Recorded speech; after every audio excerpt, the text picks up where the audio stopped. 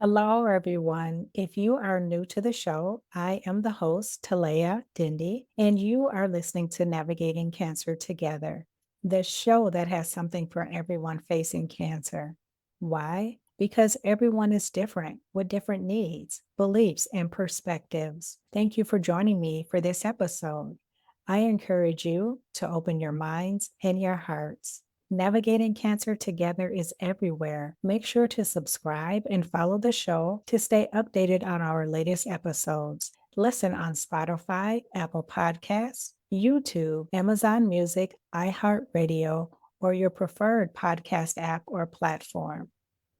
Have you ever struggled with using your voice or speaking your truth? I have been invited to share my story many times on other podcasts, speaking engagements, webinars, and in articles. However, I've never really dived deep into my story on Navigating Cancer Together. Valued listeners in some of the Navigating Cancer Together community have told me that they want to hear more from me and they want to learn more about my story. I thought no one truly wanted to hear from me. I often wondered, when they say that, are they just being nice? These thoughts have stemmed from a hurtful incident that happened many years ago, actually. Last year, I attended a podcast webinar, and the person speaking said, people tune in and listen to podcasts largely because of the host. What?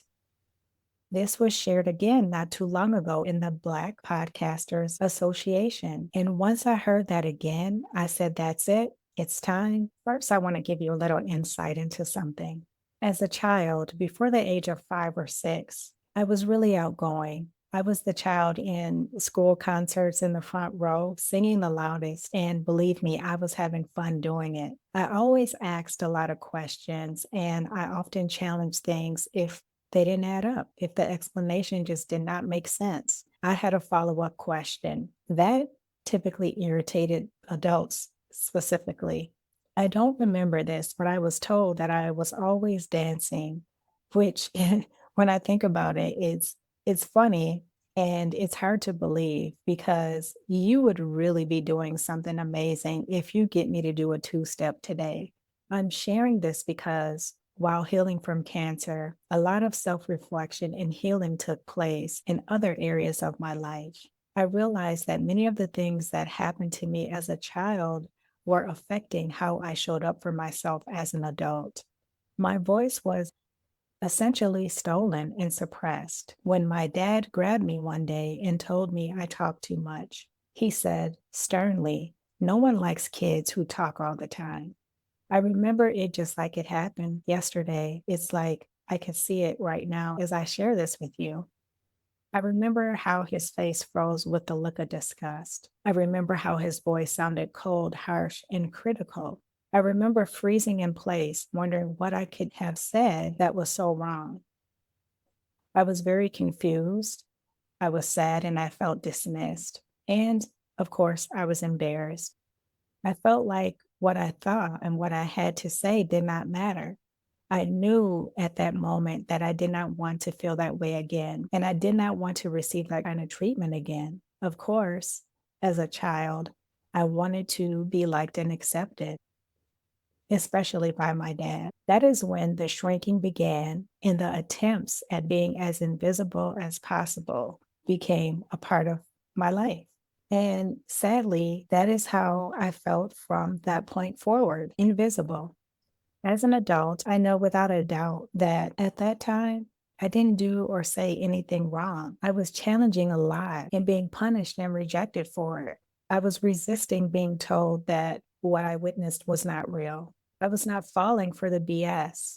And it dawned on me in that moment how powerful telling the truth really is. However, at a young age, that's not acceptable in some cases.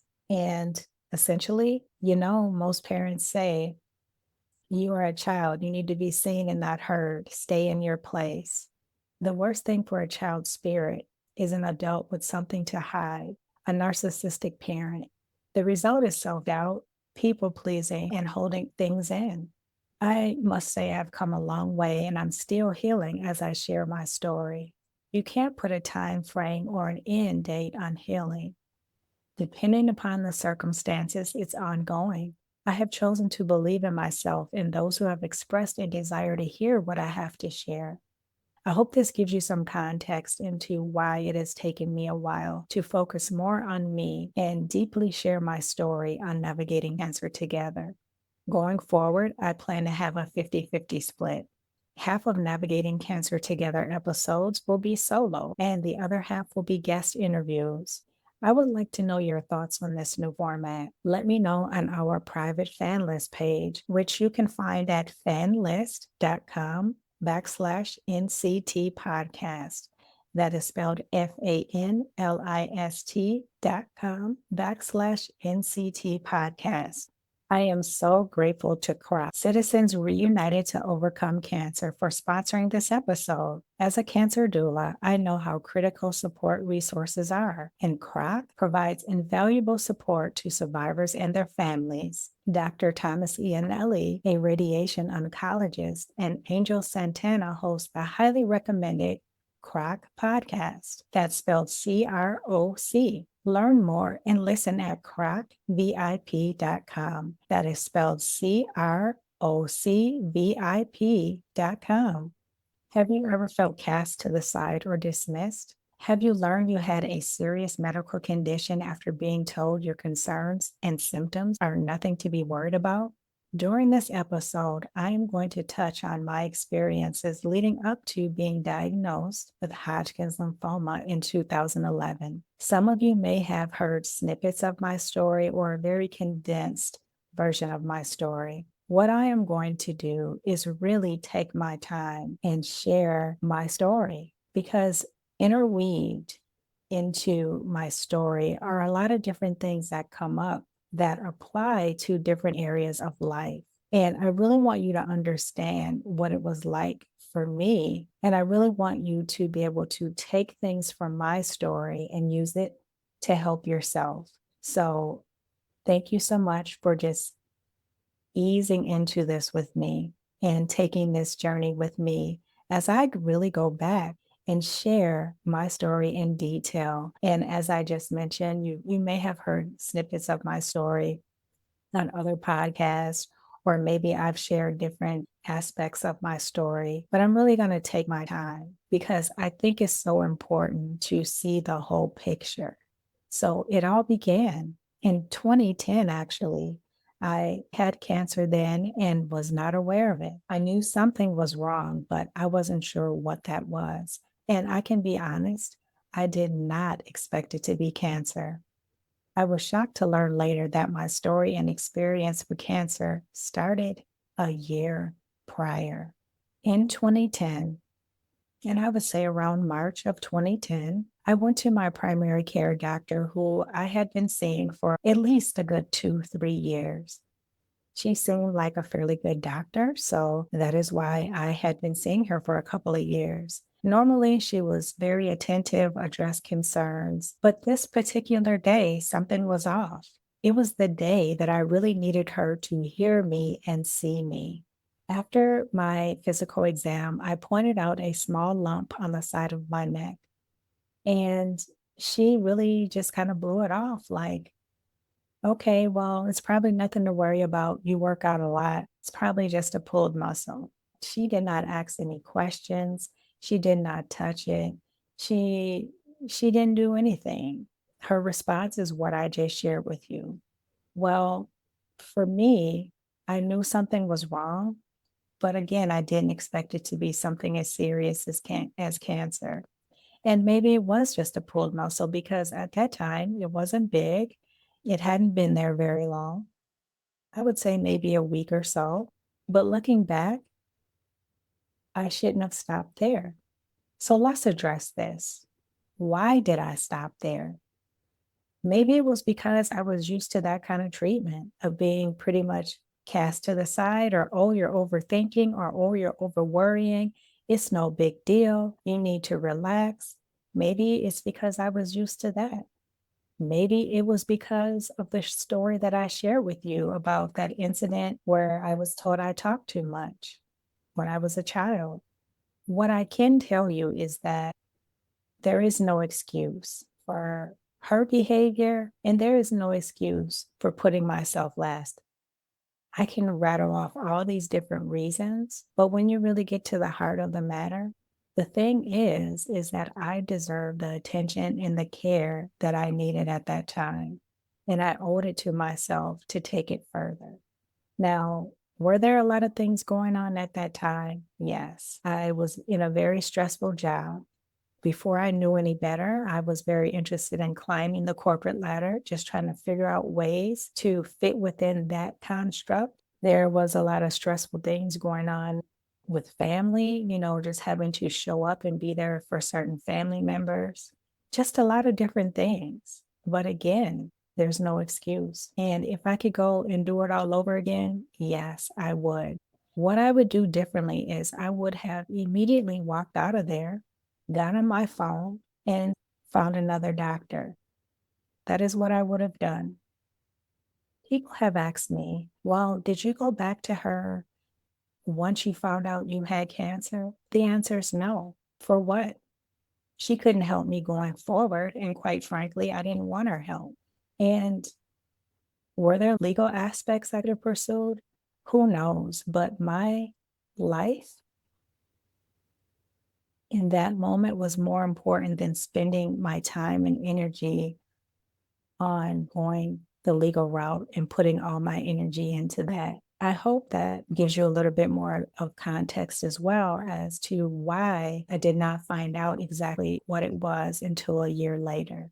Fast forward to a year later, and I share with my mom that, hey, I still have this lump. It's bigger. I'm concerned. I'm not sure what's going on. So she told me about the doctor she was seeing.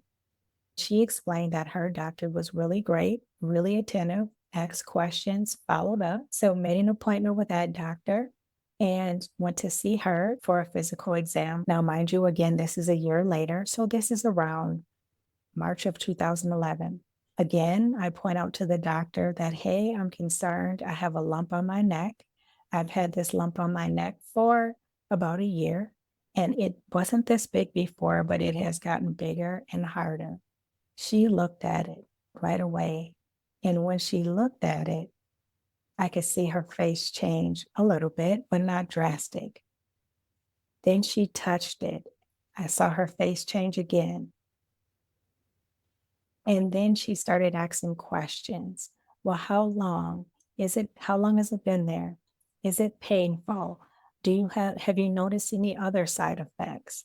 And as I was answering her question, her face was totally different than it was when we started that conversation. And I knew something was wrong. She told me, Talaya, you need to make sure within the next couple of days you go and get an ultrasound. So she put in a request for me to get an ultrasound.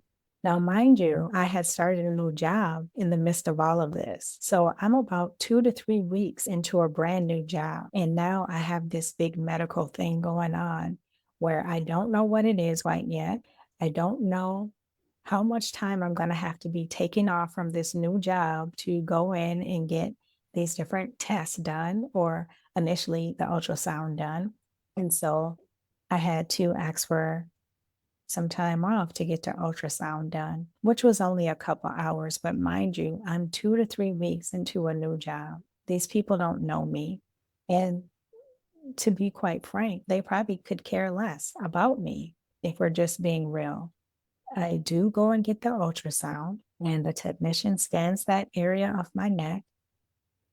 And I could tell that something was going on by her face, her demeanor, her energy. But of course, she could not tell me anything. She said, well, a doctor will give you a call in a few days.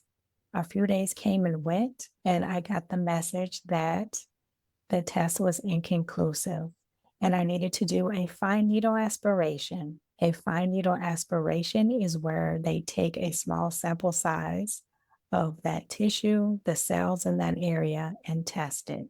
So that test was done and came back inconclusive, meaning they weren't sure because the sample size that they got was too small to really draw a conclusion from it. Okay, That means now I have to have a biopsy of that lymph node on that side of my neck. So more time off from this new job. And of course, they're wondering, well, she's new. Why is she taking all this time off? Well, I didn't feel comfortable telling them anything at that point because I didn't know what was going on. I just said, I have some very important things I have to take care of. But I'm sure in the back of their mind, they were already deducting points. So go in and have this biopsy. Now, for the biopsy, it's considered outpatient surgery. So, had the biopsy done in a few hours. They sent me home and just told me to rest and things like that and what to do to take care of that area where they did the biopsy. Several days later, I got a call from a nurse on the way home. But let me back up because this is important. I was actually scheduled to go out of town on a business trip for this new job that I had started. And this trip would take me away from home for maybe 3, 4 days.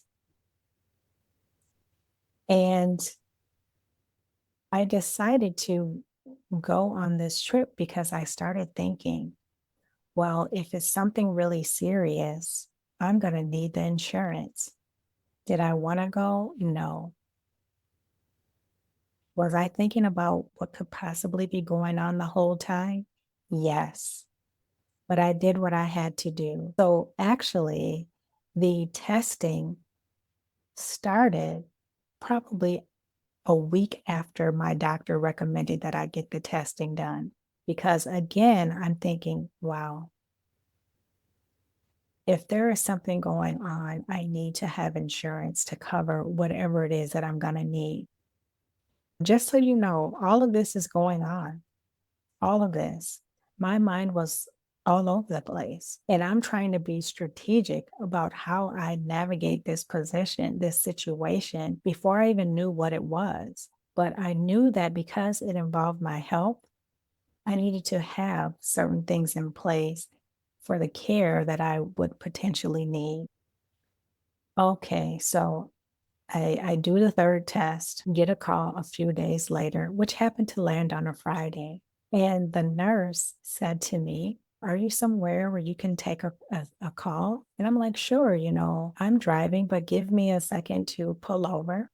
So pull over, and she shares, I'm so sorry to tell you, we got your test back and you have Hodgkin's lymphoma. And of course, I knew nothing about what Hodgkin's lymphoma was. So I said, well, what is that? That is a form of cancer. And at that point, all I heard was cancer. And I started just firing all these questions off because I'm like, what? Who? Huh? Like none of it was making sense. Like it had not clicked.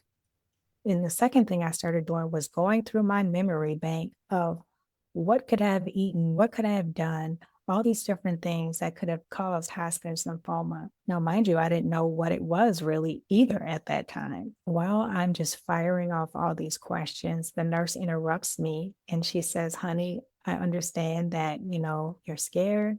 You want answers. You're wondering what's going on. And she said, I can tell you this, that my husband had Hodgkin's lymphoma several years ago, and he's doing great today. And I mean, that helped a little. But then again, not really. I don't know your husband. I don't know his situation. Is it similar to mine? What kind of help did he get? Like, I didn't have anything to compare it to. I just, like I said, it helped to know that her husband was still alive after that diagnosis, but I had no comparison. I didn't know what that even looked like. Now, mind you, I'm still trying to grasp the fact that I've just been told I have cancer. And now, mind you, I'm already under a lot of stress. I've started this job that I'm about no more than 3 weeks into. I'm stressed out from that. I'm stressed out from trying to show up for different people in my family. And then there's fear. Then there's trying to connect the dots with how did I get here? So there's so many different unknowns that are just floating through, floating all around. And here I am again in this space where I feel like no one hears me. I feel like no one sees me. I feel like I'm having to hold on to a job, even though there's something going on with my health and I need to do the things that I need to do to keep this job because I don't know what is going on. And it just put me in this place where I'm just like, wow, actually, I know in that moment, I know without a doubt, I had an out of body experience because you have cancer was on repeat. You have cancer. You have cancer. And this is one thing that really, looking back now, I just think it should be against the law. It really should be. Do not call people on a Friday evening with that news at a time when they can't get answers. Then they have the whole weekend to have to sit with that without any clue about what's going on. Now, in the midst of all those unknowns, in the midst of feeling some self blame, in the midst of just everything, the day that I was diagnosed with cancer was the day the old Talaya died and the new Talaya, the advocate, was born. So essentially, no, without a doubt, I was medically gaslighted. I was medically gaslighted. And I want you to know some things that you can do to take charge of your health and become an effective self advocate, no matter where you are in your journey. These are things that I would like for you to keep in mind, take note of, because it's very important. And these are things that I learned along the way. Here are 3 actionable self advocacy tips. The first one is to document everything. And I should note that at the time I received the diagnosis of cancer, of Hodgkin's lymphoma, I was not a savvy healthcare consumer, meaning that prior to this diagnosis, I went in for all my preventative care, which was typically once a year because I was never sick. Other than the cold or the flu, I would never be in a hospital clinic setting unless it was for preventative care, meaning annual physical, eye exams, dentist, that kind of thing, pap smear, which I would consider preventative care. Beyond that, there was no need for me to be going into the healthcare system consistently. So I am sharing these things with you because if you are not very experienced in the healthcare system, these are things that you should know. These are actionable tips that you can take to become and to be the best self advocate for yourself today. Get out your pen and paper, whatever it is that you need to do. Replay this episode, share this episode. The first thing is document everything. This is crucial for clear communication and informed decision making. Keep a detailed record of your symptoms. When did they start? How often do they occur? And have there been any changes in your symptoms? The other thing is to make note of any doctor's appointments. Keep track of dates, times, the name of doctors, and summaries of the discussions. I know that most of the time when you go into the doctor, they give you a summary of care. That's great. Add your own notes. What were you feeling when you were visiting with that doctor? Do you feel like they saw you and heard you? Did you get your questions answered? So I want you to take note of those different things and be aware of those things. What were you feeling in your body? The other thing you want to document or keep records of are test results. Keep copies of all reports and understand what they mean. If you do not understand what they mean, ask someone. It's very important. Questions. Write down any questions before you go to appointments so that you don't forget anything. You write those questions down, or you ask a loved one, your caregiver, to write those questions down. And if you have to build up your confidence to ask those questions, role play and ask those questions to a friend or family member. If you're someone who is not comfortable in that setting, practice that, or bring someone who can ask those questions on your behalf. The other thing you want to document is medications. Keep track of the dosage, the frequency, or how often you take those, and any side effects that you experience from these medications. Here's an actionable step in regard to documenting everything. Right after you listen to this episode, get a notebook or create a digital file specifically for your health information and document symptoms, recent appointments, any questions you have. This will be invaluable as you navigate your care. Second, don't be afraid to ask questions. And you know what?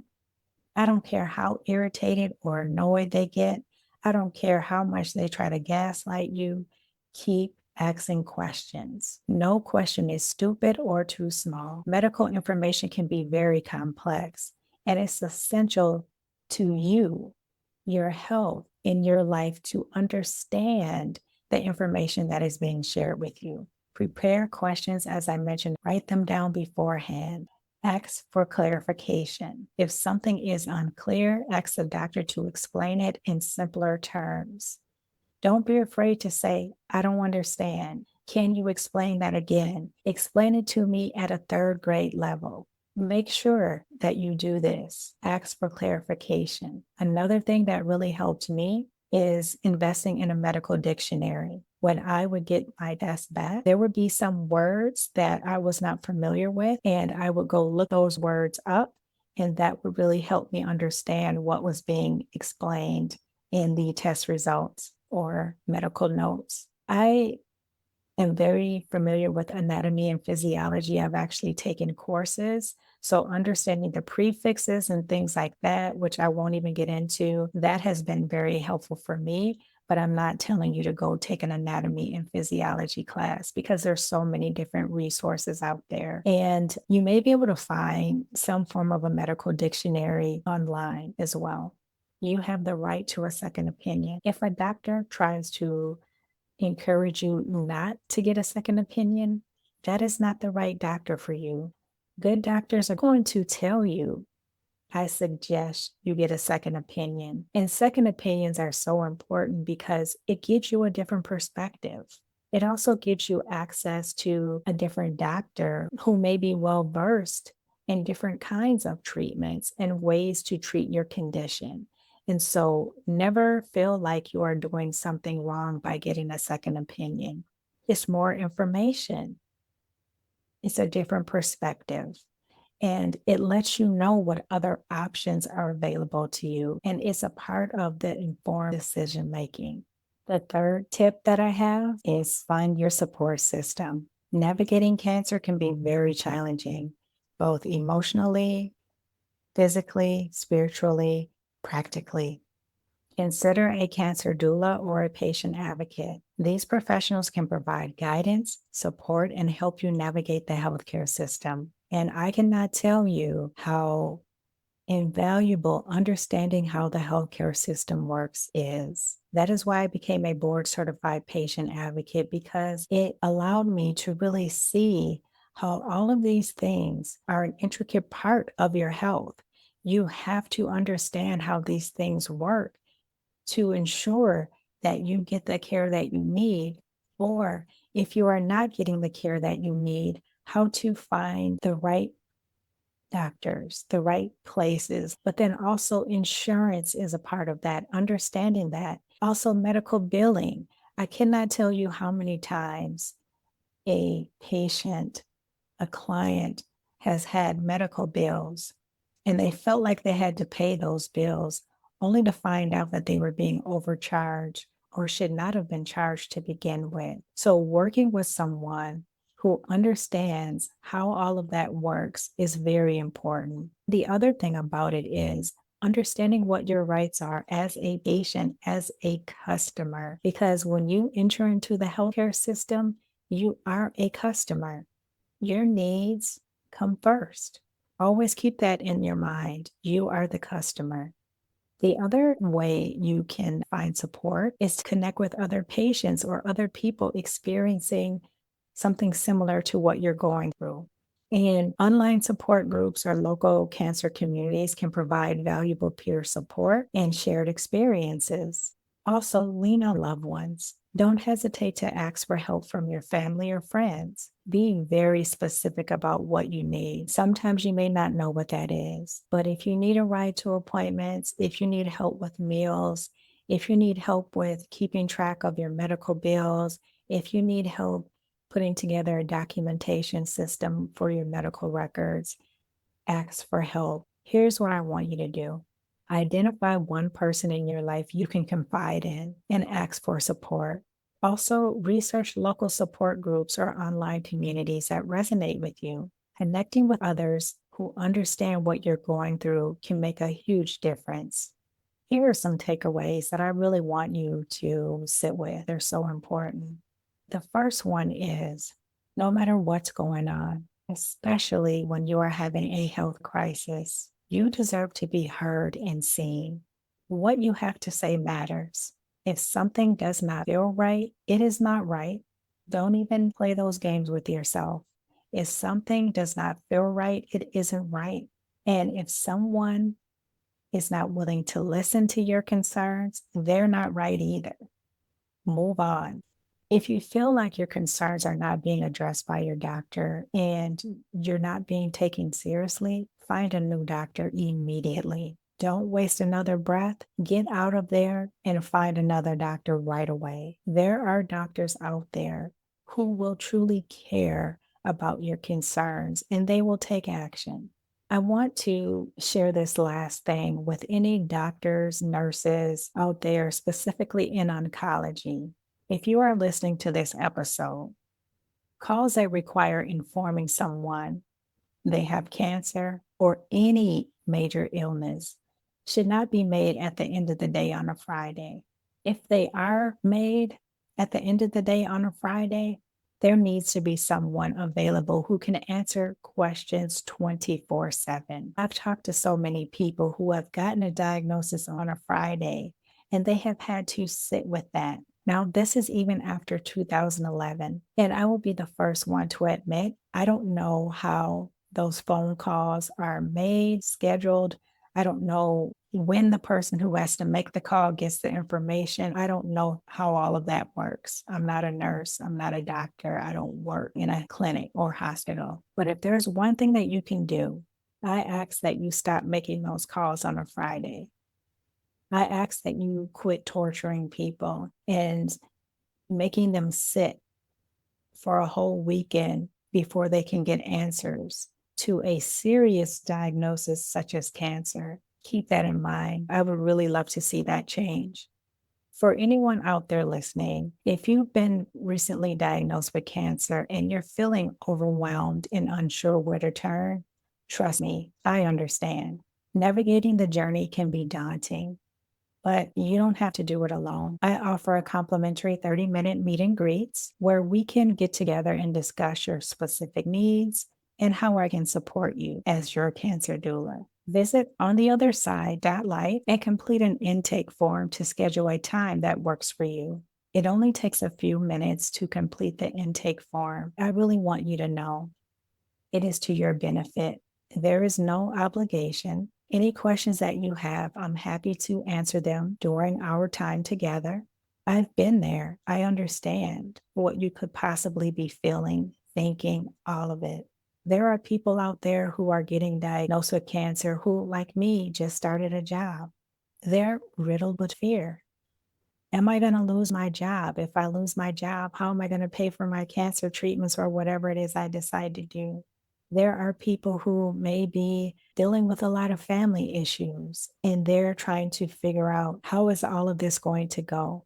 Who are they going to turn to for help? There's so many different things that people are going through when they get that diagnosis, and that diagnosis just really throws a curveball into life. Even a person with a perfect life, if that exists, if that person exists, it is going to turn things upside down. So I just want you to know that if you would like to meet for a 30-minute meet and greet, again, there's no obligation. Come with your questions, come with your concerns, and I will answer as many questions as possible. And if I can't answer a question, I will direct you to someone who can. Remember, you don't have to face cancer alone. That is one thing I know for sure. To round this out, I just want to say that cancer is a hell of a ride. There have been a lot of sad days. There have been a lot of uncertain days, but I'm still here. And life is better than ever. Believe it or not, it's better than ever. And I can tell you that cancer has given me my voice, and podcasting is helping to amplify it. I am honored that you joined me for this episode. I would like to give a shout out to the Navigating Cancer Together community and valued listeners. Thank you so much for listening. That is it for this Wednesday. And until next time, let's keep navigating cancer together. Take care.